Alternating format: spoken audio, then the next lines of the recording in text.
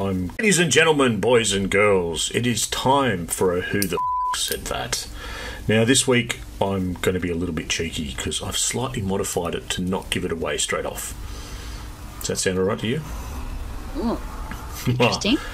Tell me, what are you really scared of? Failing to save this cesspool of a city? Not finding him in time? Me? In a thong? Who the said that?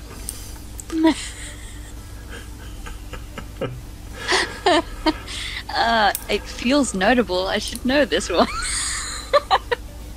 Got drawing blanks. Drawing blanks. All right, well, listen in for the end of the show, everyone. I'll say it in full at the end, and I'll probably set you straight off.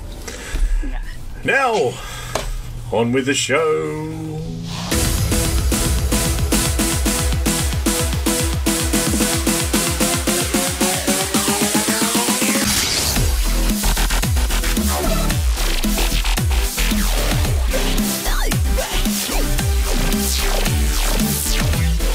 Welcome to episode 235 of the Aussie Gamers Express video game podcast. Today is Wednesday, the 17th of October 2018. I am your host, Snoogs, and here with me is my co-host, Remutha. How are you? Flying solo? Yeah. This is different. It's been a while since it's been a one-on-one scenario. I know, right? How are you? I'm good, thank you. I think the scotch has stopped the hiccuping, so that's only taken about 6 hours. I should have started drinking at lunch. Excellent. And so far it's gone not too bad. How about yourself? Grejio's off being crazy, doing work stuff. He's got some work stuff, yeah. I'm good. Fully. Busy with the kids, but gaming as much as I can in the spare, very fleeting moments. The fleeting moments. Well, before we start, here's this week's show in preview. We've got video game discussion as always, and our reasonably new one, Off the Cuff, followed by What's That Sound, and to round out the show, Last Words. So, on to video game discussion.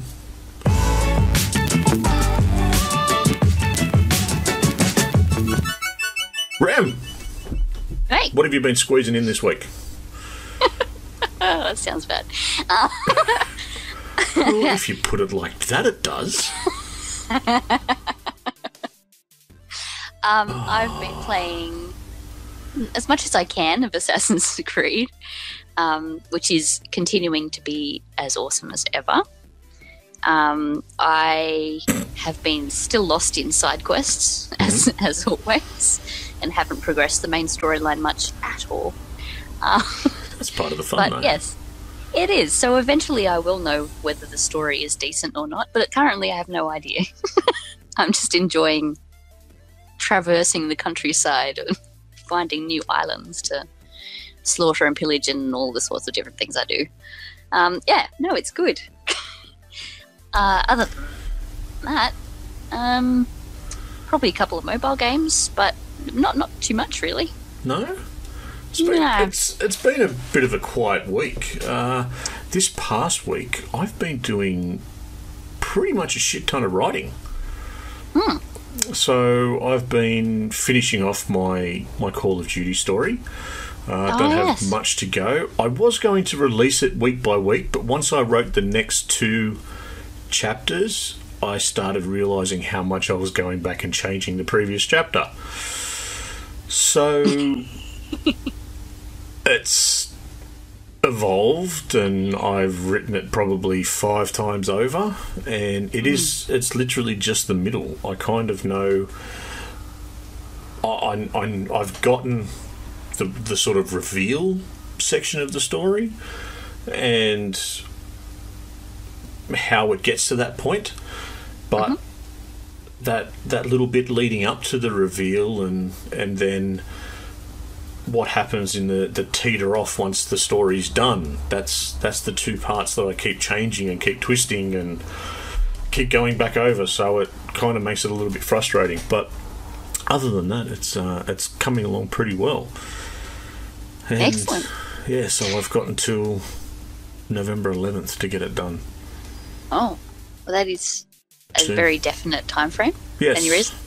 Yes, well, the first the first chapter, for anyone that hasn't read it, is on our website, and it actually starts off with a categorized explosion, or a coordinated explosion, sorry, all around the world at 11 a.m. on the 11th of the 11th, because that's officially 100 years since the end of the war. And so I want to sort of have it out by that time frame, so it all works in together. Nice. Yeah, that's that makes sense. That's working for me. Yeah. Nice. But, yeah, other than that, I haven't been playing a lot. I did finish Spider-Man last week. Well done. I got the platinum. Lucas, if you please, platinum noise here. Yay. Platinum just in time for DLC. Yeah. Just in time for the DLC. I know, when I read about the DLC today, and I also read about the New Game Plus, because a lot of times what happens when the New Game Plus comes out, they throw that into the original trophy list. Yeah. And that just makes getting that platinum a little bit harder. But if you've already got the platinum, they don't take it off you. So it's like, ooh, it's there, it's already done. Thank you very much. It still looks like it. I don't care if it says that it's 80% complete. It says I've got a platinum. Platinum's a platinum. Platinum's a platinum. Just don't take it off me. That's right. It's a virtual achievement, but I'll take it. I don't really care. It works. Well done.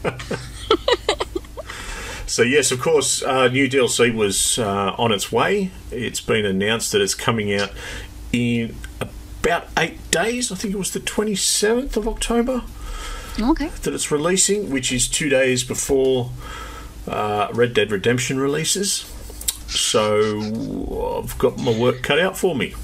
Yeah, definitely. The DLC is an add-on story for Black Cat. Right. Which is sort of and how many hours? Do you know? How many hours is in the DLC? I don't know, but there's going to be 3 DLCs. So if we look at what's been done in the past, I'd probably think around the 8-hour mark. Okay. Maybe 8 to 10. So that's a day. That's fine. Yeah, I'll just have a day off. Sorry, I can't come to work today. Yeah. You got sick so many times at the end of this month. Yeah. Are you all right? Yeah, fine. I've just got this nervous twitch. Yeah, so that's coming out at the end of this month, and of course the big news is, yes, it's Red Dead Redemption. It's very much on the horizon. We're all seeing it. Have you heard some of the early reports on the length of the game, the solo game itself? I know it's huge, but I haven't heard about hours involved. Well, I'm hearing 100 is a good start. For playtime? Mm-hmm. Wow. That's interesting. That's interesting because there's been a lot of talk recently about 100 hours referring to work put into the game as well. Oh, yeah, the 100-hour weeks. Yeah. That was cleared up, though. They had 300-hour weeks in 4 years or something. Yeah, and it was only senior writing team or something. It wasn't like a forced overtime. Yeah, as it was just people doing the last bit, sort of rush in and get it done. That's right. Yeah. I thought that was worth mentioning because there's still a lot of people even boycotting the game for that fact because they think that a lot of people have been overworked, but not the case at all. Not the case. Well, everyone's crammed to get stuff in. In my role, which a lot of people won't think is all that important, it's cramming for something's a big thing. I've done 100-hour weeks in a row, cramming in to get a submission in on time or something like that. So it's kind of part and parcel. And if you're working, one, with people that you get along with, and two, with a company that you get along with, because we did those sort of cram hours, but then once it was in, it was just, I don't want to see you for a week sort of thing. Get out of my face. Get out of my face. I don't want to know you. And it kind of worked. There's swings and roundabouts to it all. But Yeah. it's a shame that a lot of people have just grabbed hold of that negativity, especially for something so big. It is, yeah. Yeah, for all the effort that's going into the game, and as you know, in this positive way as well, the I guess passion and drive behind trying to get this out in its best state on launch day is awesome. You know, this game is looking amazing, and I can't imagine the devastation of people not buying this game that's had so much love and heart put into it. I'll be, you know, getting my hands on it as soon as I can. It looks incredible. Mm-hmm. Much the same from me. I'll be there first thing in the morning going, "Hello, are you open yet? Have you installed yet?" And you know, the last game that I did that for, that I actually went and sort of waited in the morning for a place to open, was The Witcher. Mm-hmm. Which was quite funny, being that I felt weird for going there, and it was like, you know, 8 o'clock in the morning. They didn't have a midnight. I've been to a few midnight releases, but they're more about the party atmosphere and everything. So this one was an 8 o'clock in the morning release. Get there, I went, I went in before work. I thought to myself, oh, this is stupid. I'll just go out at lunchtime and get it. Nah, screw it, I'm here now, I'll go. And went and stood there, walked up the hill, and automatically felt at home. There was a long line of just, you know, guys that were 20 to 40 years old, all with beards, all just sitting there waiting to get their hands on Carol's next adventure. So I was like, okay, this works for me. I'll go and wait now. Nice. That's good. It's good. It's usually not so successful. Yes, it wasn't just I was one of it. Was like, one of us is here. Thank you. Come to the fold. Yeah, well, for me as well, another game I started playing this week is Warriors Orochi number 4. So it's a reassemble of heroes from the Dynasty Warriors and Samurai Warriors universe. I've just started playing it. I'm doing a review up for it. It's a game by Koei Tecmo, which they do this very good thing with these sorts of games. Now, it's very Japanese. It's very stylized in that sort of Japanese fighting style game. There's a lot of violence, but no bloodshed, if that makes sense. You don't actually kill people. You knock, it comes up that you've knocked out certain people, or a certain amount of people. But to give you an idea of the scope of what's happening on the screen, you can get 300, 400, 500 hit combos without really breaking a sweat.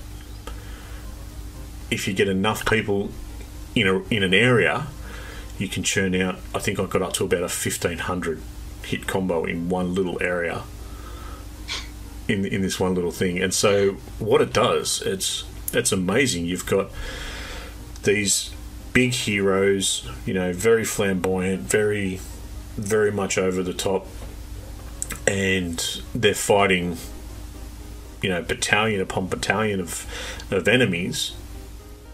No jumps in frame rate, no skips.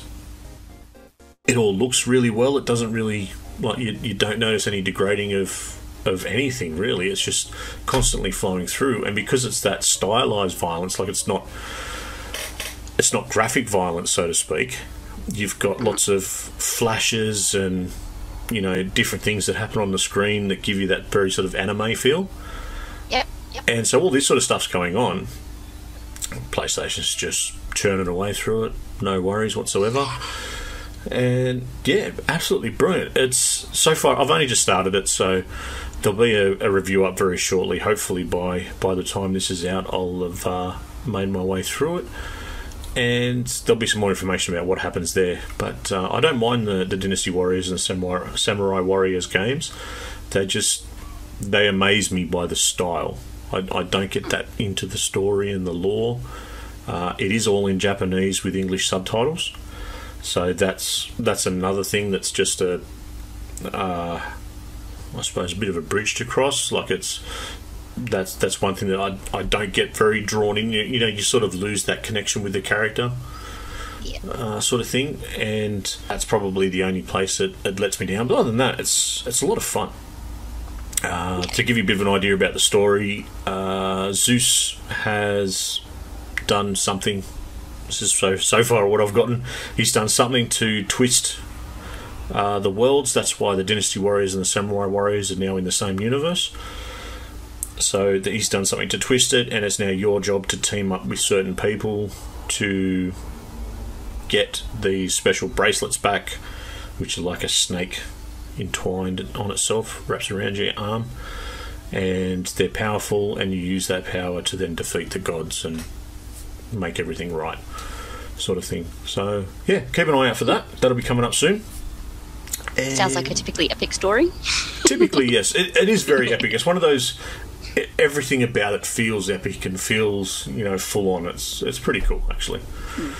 So is this, I'm not really familiar with the game series. Is this more of like a semi-top-down JRPG sort of style game? Or no, it's third person behind.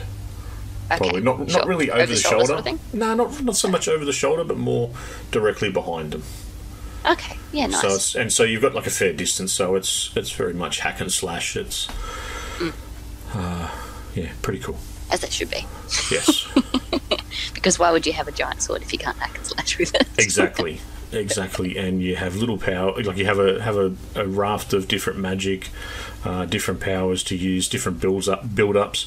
You're pretty much just mashing buttons a lot of the time, but you can build up and then throw in these combos, and then you're using 3 characters at once, so then you can combo with the 3 characters and switch them out very quickly. To switch them out, it's just L2 or R2, depending on which way you want to go, and it just keeps flicking it through, and you can have like that 1500 and something hit combo.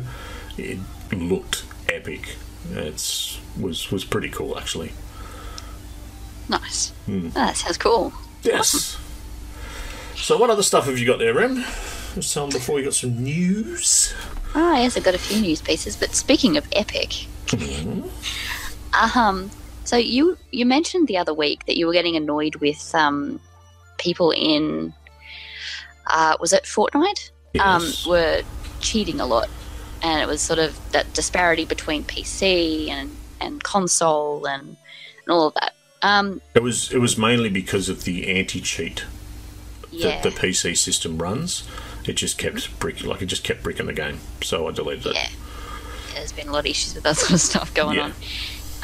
Well, recently Epic has sued 2 streamers for posting cheat videos.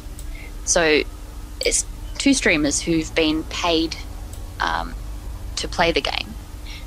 They have been encouraging people to purchase cheat software for Fortnite in order to advance themselves more quickly in the game. And as a result, Epic's come down hard on it. Basically, not because of any financial gain, they hardly need the money, but to, I guess, enforce the message that it's not okay. These were the 2 young blokes, wasn't it? Wasn't one of them only like 16 or 14 or something? Yeah, very, very young. And basically, there's a lot of people doing the same thing, was their sort of argument. Well, we've seen a lot of people do this, and so we figured it was all right. But this is a breach of their contract. Yes. And the terms and conditions, copyright contracts. Yeah. So there's been requests now for the streamers, to have their earnings disgouged, so that they have all the funds taken away that they've earned, I guess, from the game. So it's interesting to see them coming down so hard in this, but only on these particular 2. And I wonder whether that's because these 2 are the 2 under contract, or if there's something particular for these 2 that's prompted the action against them. These 2 have probably been one of the only ones that they've either lashed out at Epic for approaching them and asking them to stop doing it, or they've been warned to stop doing it and haven't. They haven't. And they've just gone, well, what are you going to do about it? It's like, well, Epic's gone, well, meet my lawyers. Well, we can sue the pants off you. Yeah, here's my lawyer.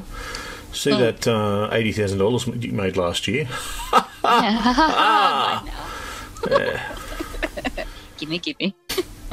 Now for the next 2 years, your ringhole's going to be sore.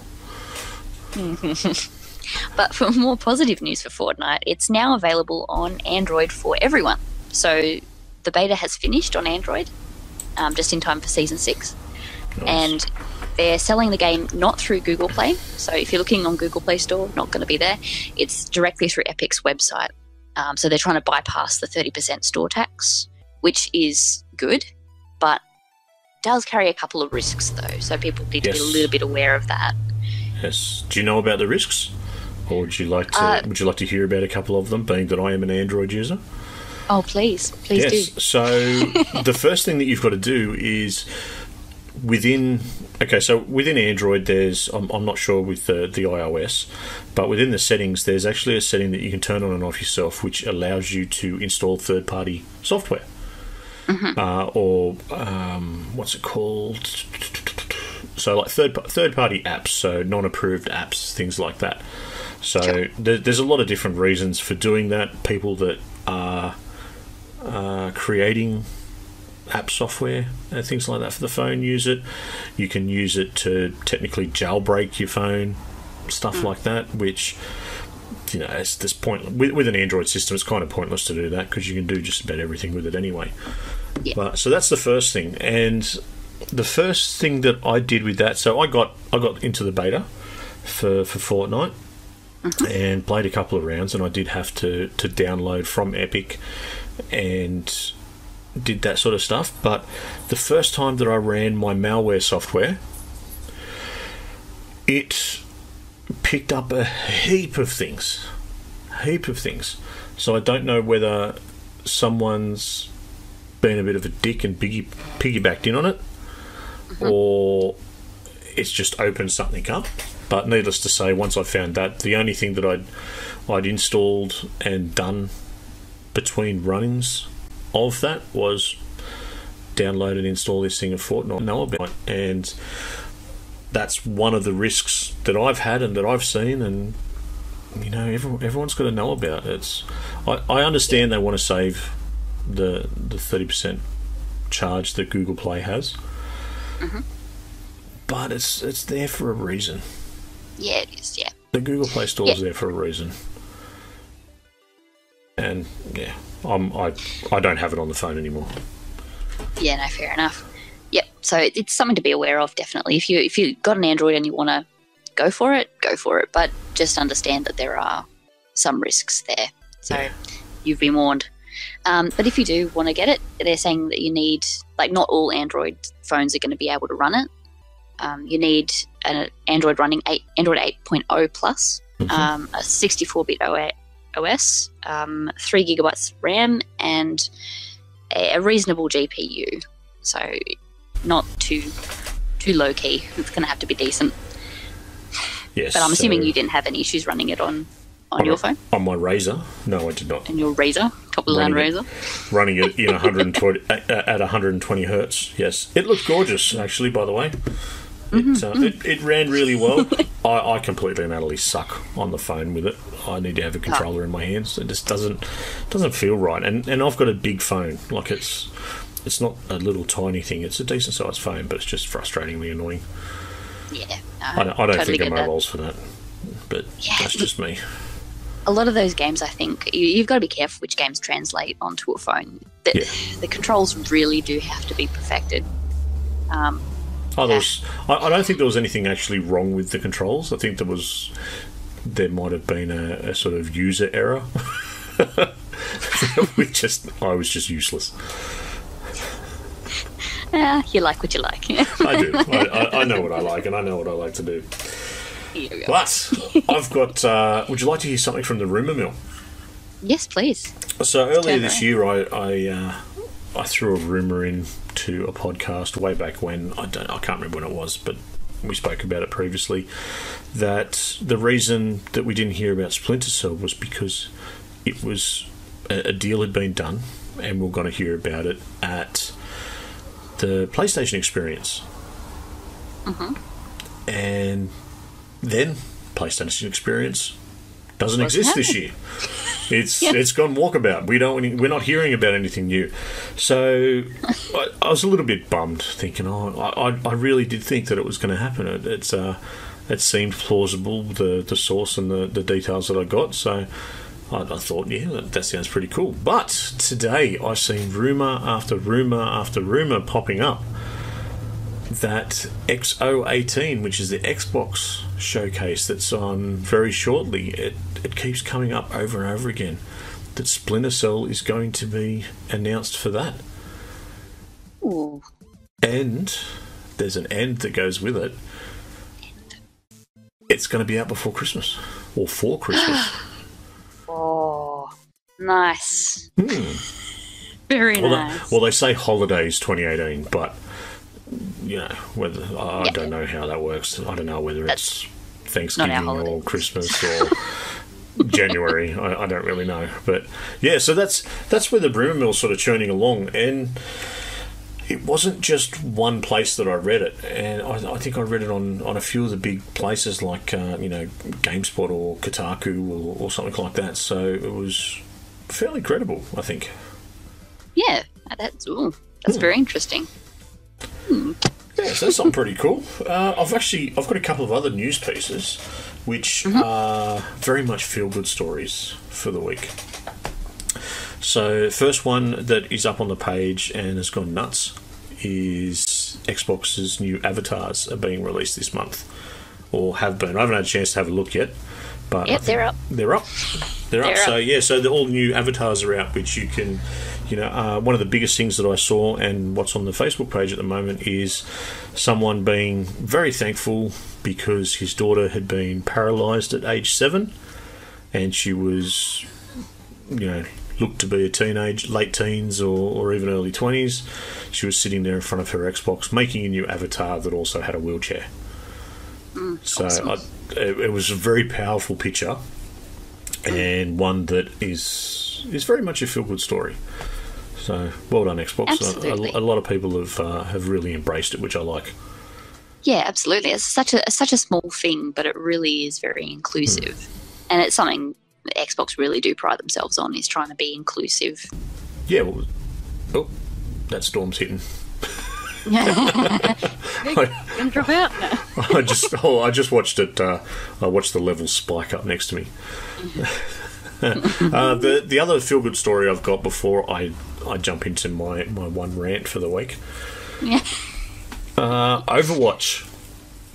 So I don't play Overwatch. I don't personally like it. It's just not for any particular reason. I think I missed the train, and I don't really have anyone to play it with. So, sitting there by it just gets boring after a while. But Overwatch, through Pink Mercy, have donated $12.7 million to Breast Cancer Research Foundation. Excellent. So that is the highest ever donation by a company in a 12-month period. Wow. Yes, and it's come awesome. On the back of Overwatch. So for everyone that donated and took part into it, congratulations, well done, hats off to you. And let's hope this goes somewhere and actually get some good use out of it. Yes, absolutely. Absolutely. All right, Rem, what else you got floating around there while I look at this gorgeous scotch some more? Yeah. Swirl, swish. Well, Sea of Thieves has got an update recently, which improves a lot of details, including things like reflections and rendering, a couple of glitches that were happening. There's one particular glitch that I figured you would appreciate, which was there's a chest of 1,000 grogs, which makes you drunk as long as you're holding the chest, basically. Okay, yeah. Yeah, right, you're up your alley already. So there was a problem that when the server migrated, you became permanently drunk, regardless of whether you had the chest or not. Oh, no. I mean, that would be fun for a while. Yeah, it'd be funny for a little bit, and then you'd start feeling a bit queasy yourself, I reckon. Yeah, absolutely. You'd be like, I cannot stay on this ship because I am half cut. Cannot get anything done, guys. Go without me. So that's been patched, and also there was an unfinishable riddle. So they reckon that should be fixed now. Obviously, if anyone's still having that issue, make sure you let them know. But there was a new quest type that was also introduced, which is called Cargo Run. So this is basically your fetch quest, but this one you're scored on how quickly you get your cargo to its destination and the damage inflicted to the cargo in transit. So obviously you're going to get a lower score if it's highly damaged. So it's a good reason to steer your ship well and not get into conflict, I suppose. Oh, God. Yeah. Yep. Should be interesting. There was also mentioned that the sea now turns completely black when the Kraken's about to arrive. So I haven't played the Kraken, so I'm not familiar with how that works at the moment, but I'm assuming that there were some issues with that. Anyway, that should be all set now. There's also Halo Wars. For anyone who hasn't played Halo Wars, which would include myself, because, strategy on console is not my thing. But if you do want to try it out, there's a free play days. It is over this weekend, so by the time this podcast comes out, there's not much time left, but it's from October 18 to 21 in the US, which might be a little longer in Australia. There's Halo Wars 2 on Xbox, and the PC has the definitive edition. So if you're interested in checking it out and you haven't checked it out yet and you want to know if it's worth it, get onto it. Also, if you have a Game Pass, you can get it there. You can get Halo Wars 1 and 2 on the Game Pass. So by all means, head that way. And you can download them and play them on the PC.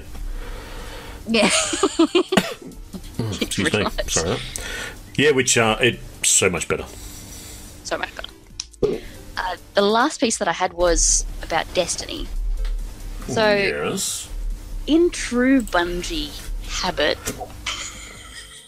I feel like they do this a lot. They're probably going to piss off a lot of their consumers. The reason for that is that now there's no need for you to buy Year 1 DLC to play Forsaken. Yeah, I saw that.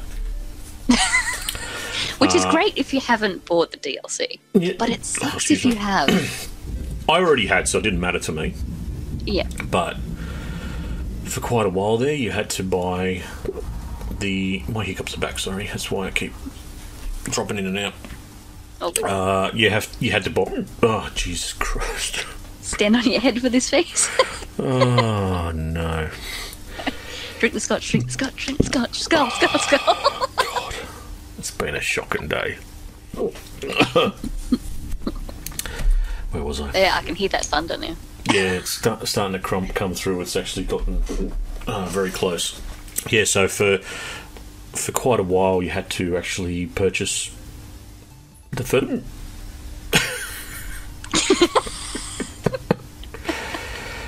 This was the Osiris and the Warmind. Yes, thank you. Yes, DLCs, yes. You had to buy that DLC, which I always thought was stupid. It was just frustrating. It's like, to me, it didn't matter, but a lot of people that were taught, like Curse of Osiris and Warmind, were pretty much panned. Oh, yeah. And particularly Osiris, I think. Excuse me. I think it was on Mars with the Vex and the Infinite Forest or whatever it was. That's right, because it was the alternate. Yeah, it was boring as shit. Reality thing. Yeah, it was terrible. Every time I go and have to do a strike now, it comes up that you got to go through the Infinite Forest again. I just back out of the strike. Yeah. Nope. That's exactly what I said. No, back. No, not doing this again. See you later. Yeah. It's just frustrating. Like there's nothing overly difficult about it. It was frustratingly boring. It was just shit. Yeah, that's good to be able to not have to do that. And like I'm interested in the story of Forsaken. I think most big fans of Destiny would be because of Cade. Let's face it, he's pretty much one of the best parts of the game. But yeah, I think it is still a bit of a slap in the face, though, for anyone who has invested that money, and especially anyone who recently decided, hey, I really want to play Forsaken, so I'll have to get the DLC to do that. That's the big thing. Yeah. If they've recently now sitting done there it. going,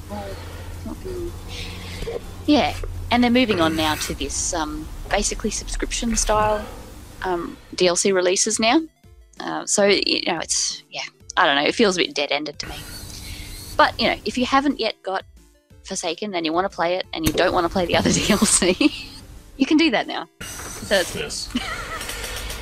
There was also a little rumour that started off one of the load screens in Destiny 2. Someone spotted a dreadnought on one of the load screens, a refurbished dreadnought. So, for anyone who hasn't played it, the dreadnought is the location for the Taken King DLC from Destiny 1. It was the last DLC for Destiny 1. Yes, so now there's rumour mill that we'll get to go back to the dreadnought as part of this new storyline.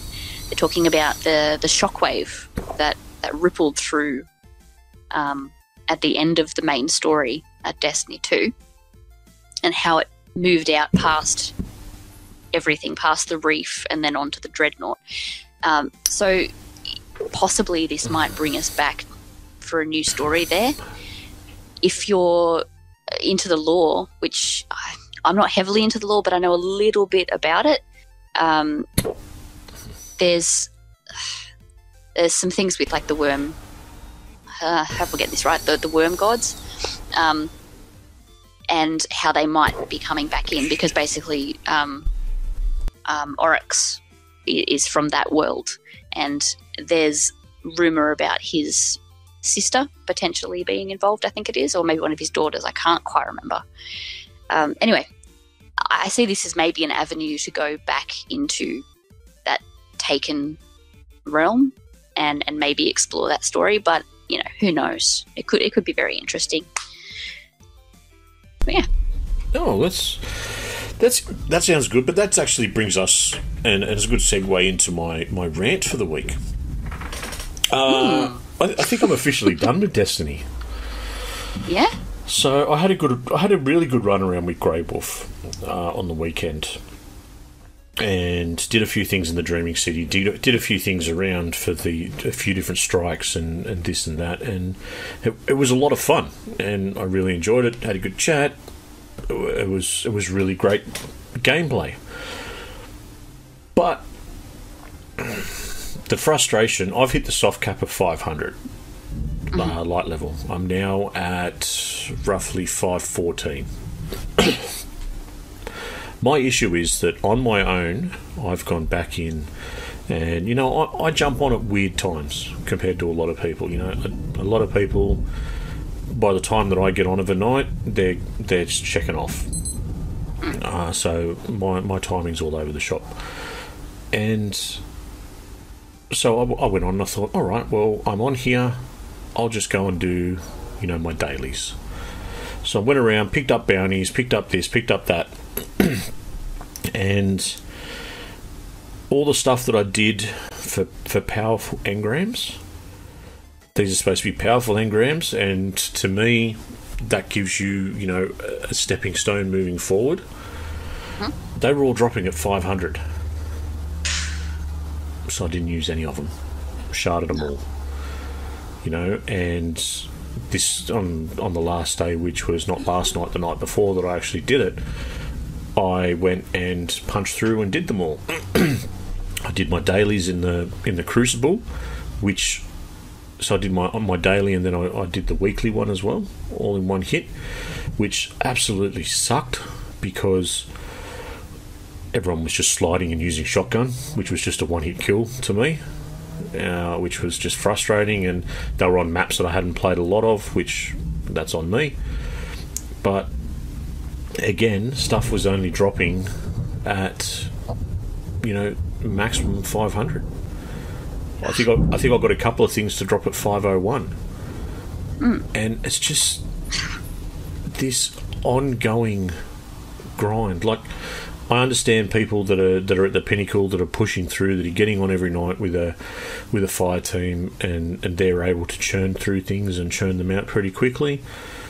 That's great, and I'm really happy that they're doing it. I just wish I could be in that boat as well, because and it is just, it's all me, because it's, you know, my timing, my ability to get on at the time of other people, and, you know, I've got a good clan.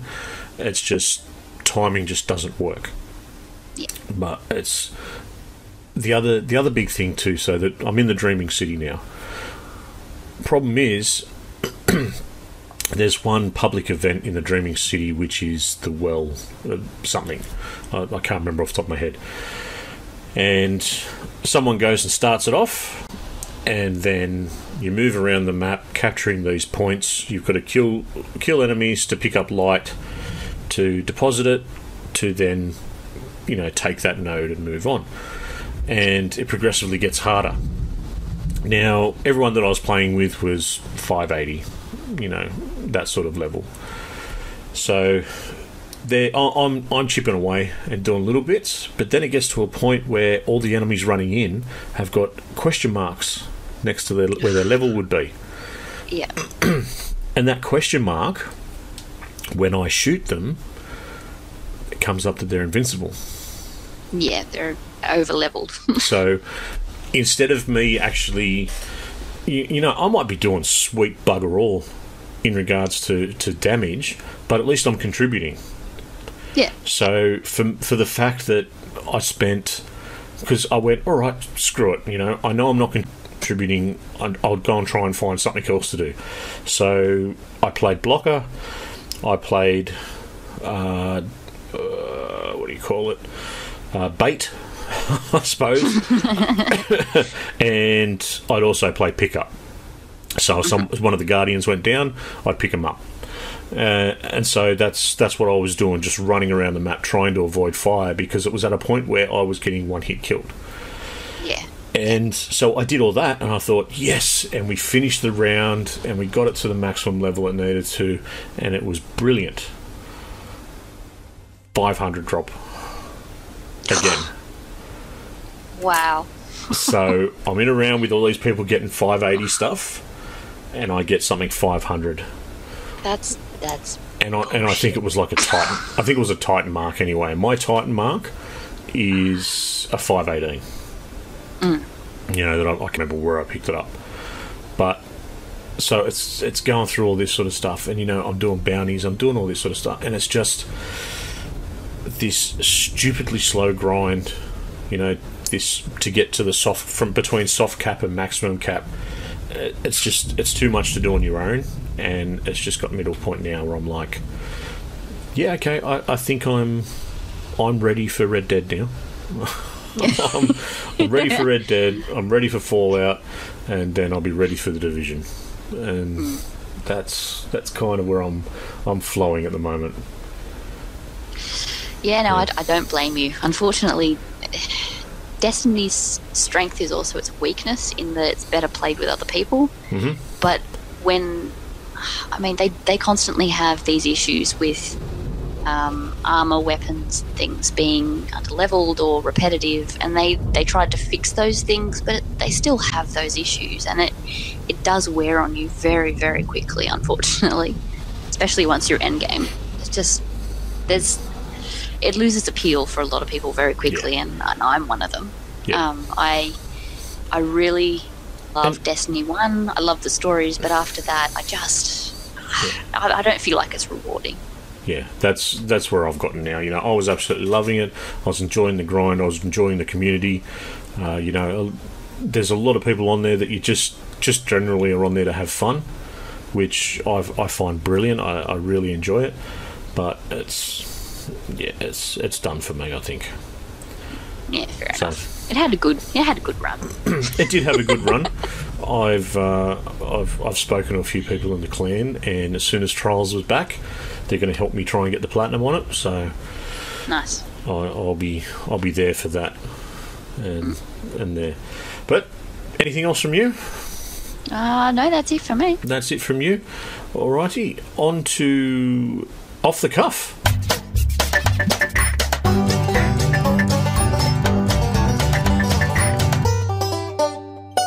Alrighty, Rem, Off the Cuff is over to you this week. So what have you got for us? I have something that's very apt off your rant.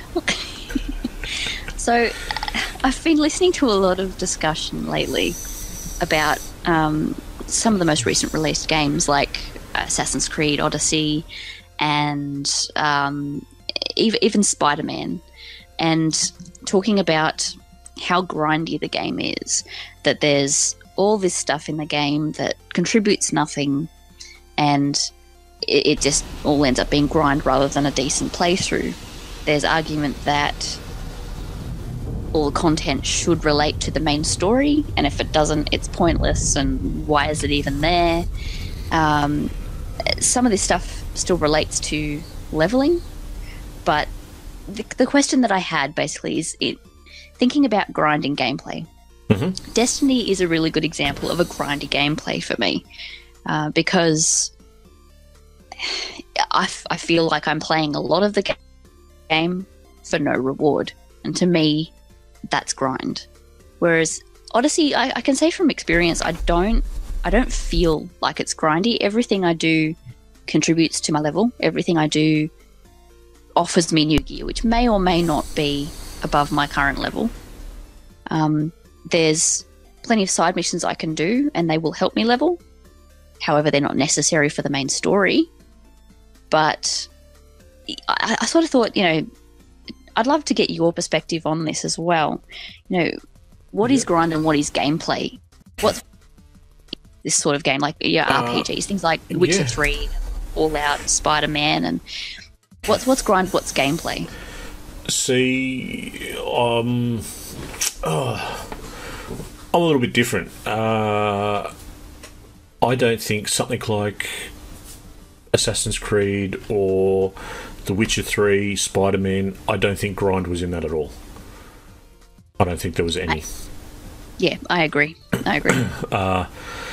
Because, okay, there were, well, taking Spider-Man for instance, there were fetch missions that were frustrating, like catching freaking pigeons. It's the feathers again. Well, yeah, you've literally flying around catching pigeons, or swinging around catching, winged rats. And so, it was kind of pointless, but there was a little bit of story behind it, which I'm not going to go into here, but there was a story, there was a reason, there was a point that, yes, it didn't relate back to the main quest, but it related to the world that you were playing in. Mm-hmm. So that's pointless, yes. Grind, no. And it was a choice, it was a side quest, and it was a choice, and that's sort of how it went. Same with Red Dead. I did most of the side quests. I actually think in 3 regions I finished every single one of them. Mm-hmm. And it's just about getting the extra parts of the story, and I think it just comes down to how you perceive the play. Like what's it going to be? The times that it frustrates me and the times when you can find it to specifically be a grind, is if you choose to play through the story and the story doesn't allow you to progress. Yeah. So what I mean by that is if you get to say level 10 and the next part of the story requires you to be level 12, so you've then got to go and do side missions. Yeah, there's no clear-cut way to get there, natural progression. Yeah, there's that you don't get there with natural progression. Something like Destiny, that is all about grinding, and it's doing the same thing repeatedly. It's borderline insanity. Yep. Because you're doing the same thing repeatedly to get the same sort of outcome, but just a little bit better. Yes, and possibly not. And possibly not, exactly, like I found out this week. And the only reason I kept doing it, because a lot of it was stuff I hadn't done before. But when you go in and you've figured out how to do something that fluidly that you just don't stop. Like there's a couple of strikes that I can do where I literally shoot one person at the start gate, and then the next person I shoot's the boss. Yep. Everyone else is just scooting around the edge. You don't touch them. So, and it's a quick way to churn through, the strikes or the nightfalls or whatever you've got. And so that side of it's grind when you're doing the same thing over and over again. But when you're looking at something like The Witcher, which is this big alive world, it's a single player thing. I think that's the big difference. And you've just, I suppose the other thing where I'm a bit strange too is that I didn't find The Division to be a grind. Okay. Yep. Is it the story or in the Dead Zone? The end game. So the end game, you went on every day, and you could do daily missions, daily challenge missions, different sort of builds, different sort of different areas of the story. You did the same thing over and over again. But because I enjoyed the story and was so engrossed in it, I'll do it all day. I was even thinking about reinstalling it just so I can go and do a survival run the other day. It's weird, but yeah. That's me, I think, in a sort of confusing nutshell, I suppose. How about yourself? I tend to agree with you on so much of that. And, I mean, the feathers in Assassin's Creed is a perfect example of something that's pointless. But at the end of the day, I didn't get all the feathers, and I didn't suffer for that. I wasn't chasing a perfection, and I suppose if you do chase perfect 100%, then you're kind of nitpicky like that anyway. You're going to want to sort of grind to a point. But for me, that's not really the crux of it. But yes, I totally agree. When you get to a point in a game where you cannot progress except to do content that feels absolutely pointless, or offers very little reward, then absolutely that can be grindy. But I haven't found that in Odyssey, and I certainly didn't feel that way in Witcher. I didn't feel that way in Spider-Man. Yeah. A lot of people reference things like repetitive tasks, like again Assassin's Creed. That's one I often refer to. Climbing towers. Assassin's Creed 2, a lot of towers. Yes. I can remember, climbs. Watching Grejio play Assassin's Creed 2, and that was the game that fixed my insomnia. Because I'd just he'd be sitting on the couch, go and sit down, and then I'd be out. I'd be gone. Oh yeah. Number one was absolutely terrible for that. It was very slow, but it was trying a lot of new things, and of course. I think obviously they improved over time, but a lot of people still found that annoying. It was just the towers that did me. Why? Yeah. They have sort of amended that where you can climb faster and you can even descend faster if you don't want to, leap of faith off it. Leap of faith. Because, you sustain no damage by, dropping 1,000 feet into a pile of hay. That's right. Because video games. Because video games. But yeah, no, to be honest though, I never with climbing towers. I didn't mind it. I kind of liked it. But I totally got why a lot of people hated it.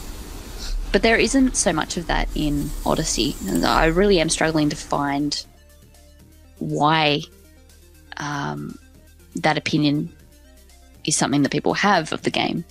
It's, you have bases and forts that you can attack, but there's always treasure or loot or something in it. There's always money. There's always something. And you don't have to do it. It's just there if you want to. Yeah. There's synchronization points, which really, while it does uncover a few clues or locations, depending on how you're playing the game, it's more about providing you with a fast travel point. And there aren't many of them. There's usually only one or two to a region. I haven't felt... I'm up to level 15 now. I haven't felt any grind at all in the game. Everything that I've done has contributed to my level. Everything that I've done has offered me something. It's given me armor, it's given me a weapon, it's given me money, it's given me materials, it's given me something. Even collecting materials in the world isn't grindy, it's just as you move about, you pick it up when you come across it. It's that casual.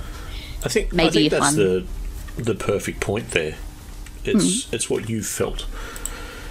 Yeah. You haven't felt it being grindy at all, yet someone who's watching or someone that's that likes to play the story and likes to sort of power through it would find that to be a grind. That doing side quests to someone that wants to get engrossed in the story, and for a very good part of the first chapter of Spider-Man, the story felt like it was a chore for me. Yes, no, I agree. Because it was slow, and just because it was building and that's how it was going through it. But it all comes down to the personal preference, because I know for a fact, and if Editing Lucas would like to change this fact, but I'm pretty sure I'm on the ball with this one. If Lucas sat down and watched how I played an open world game from start to finish, I would send him mad. Because I am someone that goes, oh look, there's a straight line to the next to the next point in the story. And I'll be walking down that straight line, and then I'll hear a rustle over on the right-hand side. It's like, oh, what was that? Squirrel. Exactly. Squirrel. And I'll go over there. And yes. I did that so many times with Spider-Man, and I think that's when it came to the end of the game, I didn't have much left to do to 100% it, because I'd already finished 90% of all the crime. Yeah. All the crime things I had to do, because I'd just be swinging along and it'd come over the police scanner. Oh, such and such is robbing a jewel store. Blah blah blah blah blah. Oh, car chase. Let's go. Oh yeah, exactly. Car chase. Oh, let's go and have a look at that. What's happening I'm already there? swinging, so yeah. I'll just swing to the right instead of the left. Let's go. Yeah, I'm terrible personally for it, but I know I'd frustrate a lot of people when they see me playing an open world game. G'day everyone, Editing Lucas here, and just jumping in with some comments about grinding. Now look, my definition of what grinding in a video game is basically unwanted repetitive gameplay, where you'll have to do the exact same thing over and over and over again for some sort of desirable outcome, whether it be a piece of loot or to unlock something or to finally be able to get to the next main story mission or something like that. Look, I understand the concept of grinding in games like The Division and Destiny. That's kind of what they are. That's what they are built around, is the grind. Now, just touching on what Snoogs was saying about the way in which he plays his games. Like, he will start off a game, maybe do a mission, and then he'll see something off to the side mission, and he'll go and do that. And he'll generally do collectibles first and level up and all that sort of stuff before he continues with the story. My issue with that is a personal one, where it's all preference related, where I've generally got about 50 hours in me in a game. Unless it's something that absolutely blows my mind and I continue to play it, I generally will play a game for about 50 hours. If I spend 50 hours doing collectibles, I'm very likely going to sort of tire of the game, and by then I've very well had my fill of it, and I don't really want to play through the story. And sometimes that's happened to me, and I miss out on what generally are good stories. So for that reason alone, I try to stay away from side missions until I have finished the game. It's not to say that I don't do side missions. I do side missions sometimes if I come across one and it seems compelling, or I feel like I'm going to get a good reward from it. I'll jump in and I'll do that before I continue on with the main story. But yeah, the main ones that I don't like is where you're basically forced to go ahead and do side stuff just so you can progress the main story. That really pisses me off. Now, just before I finish up here, I want to make a comment about some things Snoogs has said, and I think Ram agreed, is that games like The Witcher were not a grind. Look, I disagree. They are grindy games. Just because somebody doesn't find the grind bad doesn't mean it's not a grind. Grinding isn't always a bad thing in a game. Grinding can be fun. For me, Diablo 3, massive grind, but I loved that grind. There's different grinds that will appeal to different people. And I think that's the main thing here, is it's personal preference. Sometimes I like the grind and most of the time I don't. Anyway, that's all from me. Back to you guys. Thanks a lot. To be honest, though, I sort of a side note, really, but I don't understand why people watch people play open games like that. Because unless you're playing the game directly down the storyline and not deviating at all, it could be incredibly boring watching someone pick up collectibles around the world. So, you know. But yes, no, I agree. It's yes. So I guess I have a question. Should all game content in these kinds of games directly contribute to the main story? Or is it okay to have content that does not contribute to the main story? Like collectibles and side actions, I guess. Not even side quests, but side actions. I don't think it needs to relate to the story at hand, but I like when it tells its own story. Mm-hmm. I think that's probably the best way to put it. If it tells its own story within the world that you're within, then fantastic. It doesn't need to go to the main at all. Yes. You know, I everything agree. that you're doing, level-wise, XP-wise, all that sort of jazz, that all counts. So the story, have a nice little bubble on the side. Yeah, absolutely. And Odyssey, Witcher 3, Fallout 3, Spider-Man are all prime examples of that. You have these little side quests, little side stories. They have their own little life to them. Yep. And if you can enjoy that for what it is on the side of whatever else you're doing, then I think it does contribute to the game, and I think it can make the game more purposeful, as long as it's not basically the same quest redesigned 100 times. Yeah, exactly. to be, you know, that can get a little boring. But well, to dig into a bit more deeper, and slight spoilers ahead, but it is only a side quest. So the pigeon quest for Spider-Man. Mm-hmm. So you're going around and collecting these pigeons because a bloke, when you first meet him, he doesn't really sound like he's all there. Mm-hmm. And he says, you know, the pigeons have been spotted all over the joint, but he can't. They're supposed to be homing pigeons, but they're not coming home.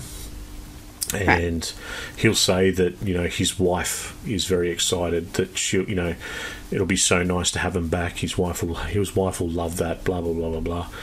And so you go, okay, you know, I've got to do this anyway. Oh, let's go and do it. Let's finish it. You know, you've got to. I wanted the platinum for this game, so I was going to 100% everything. And so I started doing these quests, and I didn't go out and do them one after the other. I just sort of swing around. If I come across an area where there was a pigeon, sweet, I'd go and chase it. And then you start getting a couple for him. And, you know, not every time you catch one, he doesn't always come through.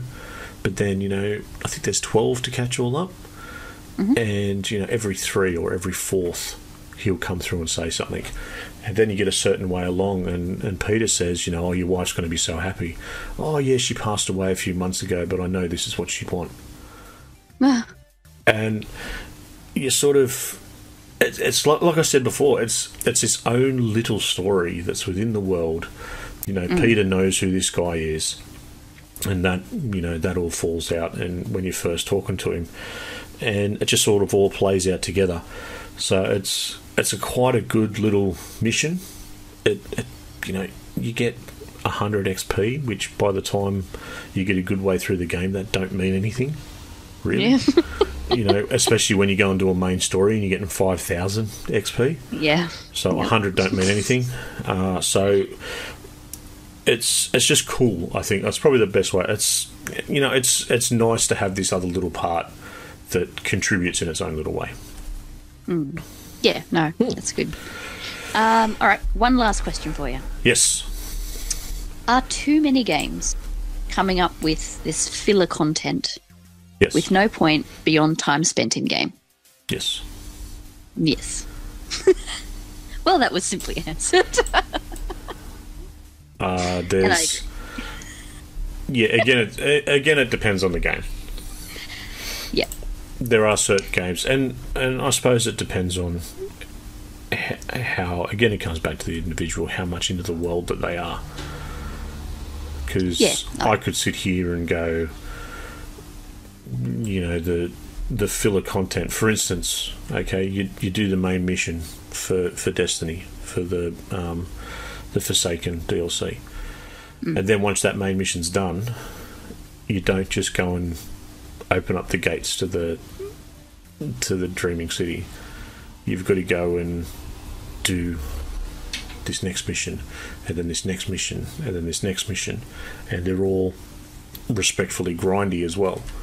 You know, where it's you've got to fill an ornament that you've got to fill it with darkness, and so you've got to go and take out whatever they are, Forsaken, and destroy them, or whatever they're called. I can't remember what they're called off the top of my head.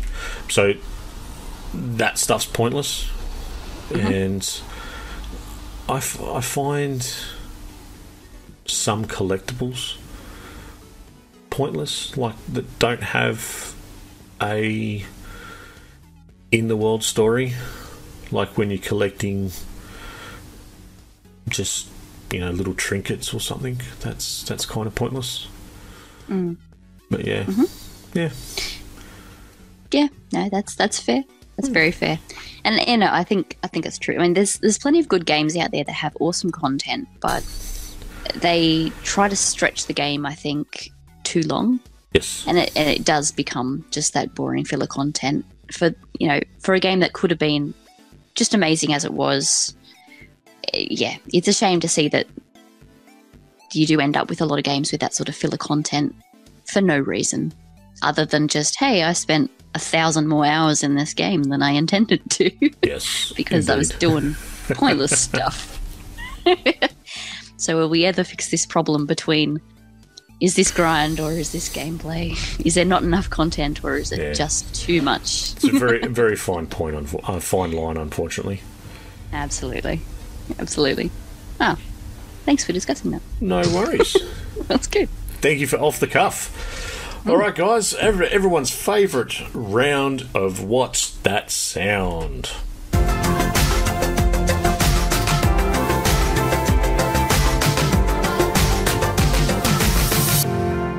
What's that sound? All right, so last week's What's That Sound was...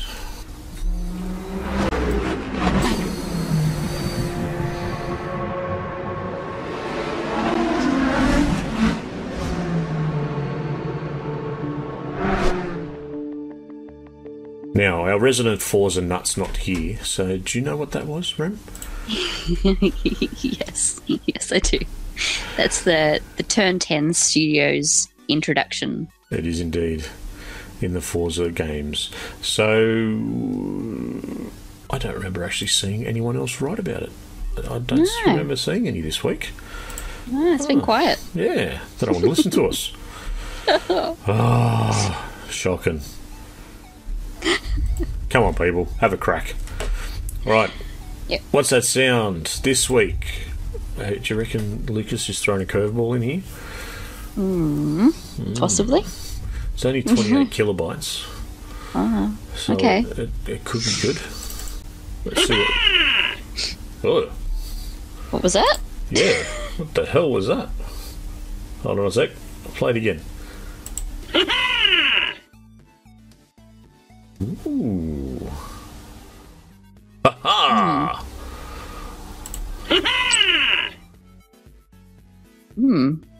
I'm not sure about that one. Look at this. He gave me these sounds a couple of weeks ago. So he has subconsciously lulled us into confidence. I was going to say, did he give them to you in a particular order? Yes, or did he just go, just have these? No, he gave them to me in a particular order. So he's totally given us this false sense of confidence. And whack. Whack, take that. Yeah, it borderline sounds familiar. That's the frustrating thing. Oh, here it is again.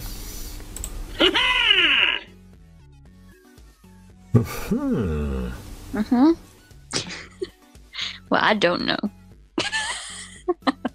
I'd say Rayman, but I think that's... Yeah. It's definitely that era. Yeah, definitely sounds like that era. Let's try one more. Yeah, I'm going to go something like Rayman or something around there. Any thoughts? Someone with floating hands and no arms. Yeah. Yes, that little freak. Alrighty. What are you even? Well, that's What's That Sound for this week, guys. If you're playing along at home, shoot us a message on Discord, Facebook, wherever you see us. Let us know what your thoughts are. Alrighty. On to the last words. Alright, you ready to find out who the f*** said that? Who the f*** did say that? I'll say it in its proper... I'll see if I can channel what it's coming from, and I'll give you the whole sort of the whole saying, the unmodified version of it. Okay. Tell me, Bats, what are you really scared of? Failing to save this cesspool of a city? Not finding the commissioner in time? Me in a thong? Surely that's got to be Joker. It is the Joker. And yes, the idea of him in a thong is quite frightening. It would be quite frightening, wouldn't it? Probably not as frightening as a mankini, I guess. Either way, not a good sight. Yes, either way, just creepy. Yeah. So there you go. It was Joker from Batman Arkham Asylum. Still probably one of the better ones. Although I did like City. Yeah. Yeah. Nah, it's all good. Alright, last words from me. Get on over to our YouTube channel for reviews on At Sundown. Now, have you heard about At Sundown? I have not. At Sundown is a little indie game that you actually launch via Discord. Yeah, so Discord have done a deal with a whole lot of different indie developers, and they're making it like you're able to launch directly from Discord.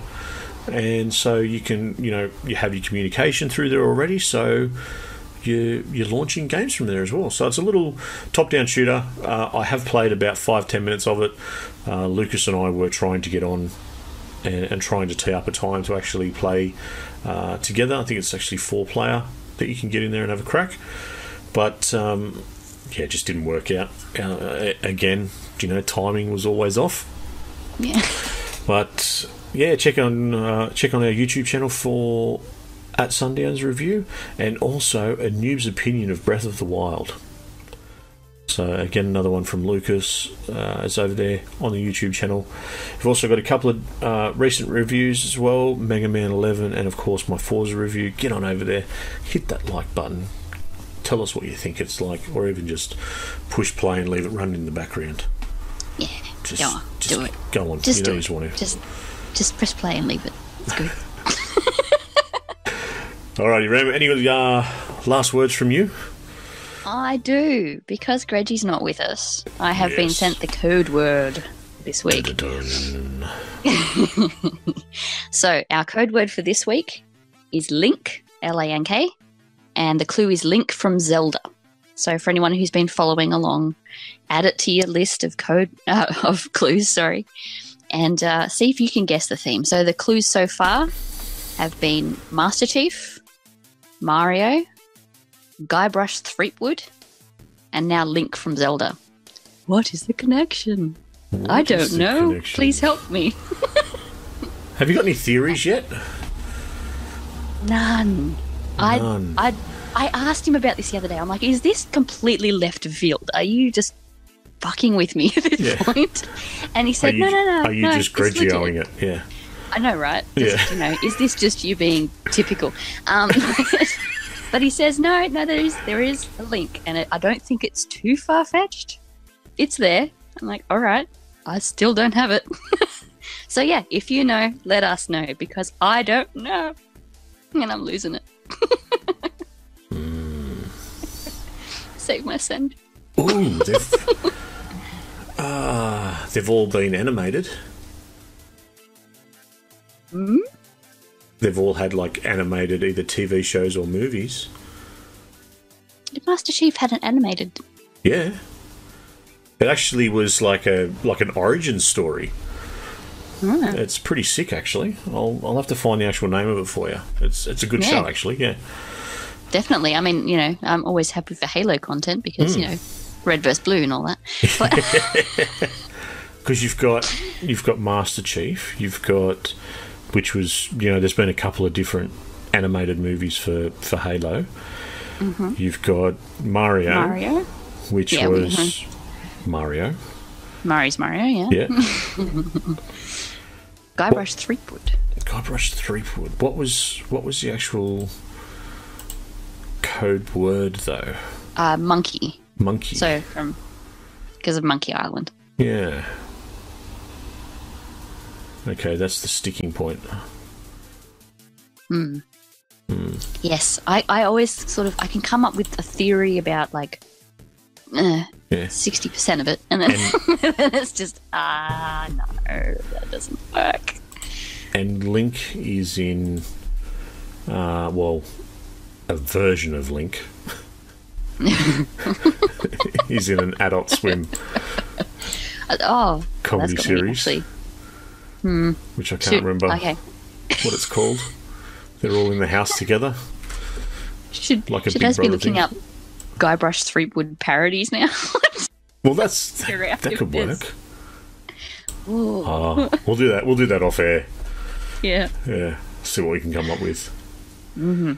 All right. Sounds good. Was that it from you? That's it from me. Well, that's it from me. Thank you very much to everyone that has listened to the show, and especially those that are still listening this far along. Super special thanks to our live listeners who are chatting away, which there was none this week. But that's because we changed days, unfortunately. That's just comes and gone. Very special thanks to the storm that rolled through, and it didn't take my power with it. Yay. Thank you very much, Rem, for coming along and joining us this week, and for all the hard work that you put in. And same to you. Cheers. To all our listeners, feel free to continue any of the topics that we have discussed on this show on our Facebook page or over on the Discord channel. Links are in the podcast show notes and descriptions. Well, that is all from me. As always, I am Snoogs. And I've been Remutha. I feel very formal having to tie that off. I know, right? It's so... Yeah, I miss it. I don't like this. I don't this going first business. Oh. Yeah. Jeez, I don't know. We should have mixed it up. Should have mixed it up a bit. Next week. Peace! Well, here we are once again at the end of this week's show. If you're still hungry for more video game content, then head over to the Aussie Gamers Express Facebook page and give us a like. We also have a heavy presence over on Twitter and YouTube, and their links are waiting for you in the podcast description. This podcast is available for your convenience through Spotify, iTunes, Stitcher, TuneIn Radio, and more.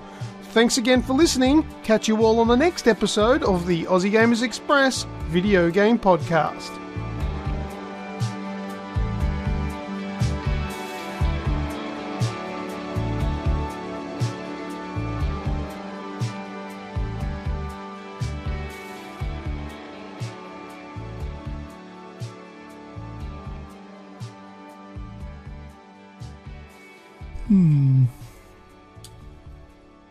Don't mind a little bit of extra content at the end of a podcast. However, there is none this week, so I might make some myself. Hitting up the old Google reminded me of a fact about Mortal Kombat that I already know this one, but I don't actually know how I found out about it. But it's about Mortal Kombat. Now, there's a character called Noob Saibot, and when did he was in Mortal Kombat 2 in 1993, and the way that he came up, the way that he got his name, Noob Saibot, is quite interesting. Well, it's quite simple, really. The creators of Noob Saibot and Mortal Kombat were Ed Boon and John Tobias. Now, if you look at Ed Boon first, Boon being his surname backwards is Noob, N-O-O-B. And Saibot backwards is Tobias. So John Tobias. So you put those two surnames backwards together and you've got Noob Saibot. If anyone comments on this little bit of extra content at the end of the show and they want it regularly, I might think about doing it every week. Thanks a lot, guys. Thanks for listening. Talk to you next week.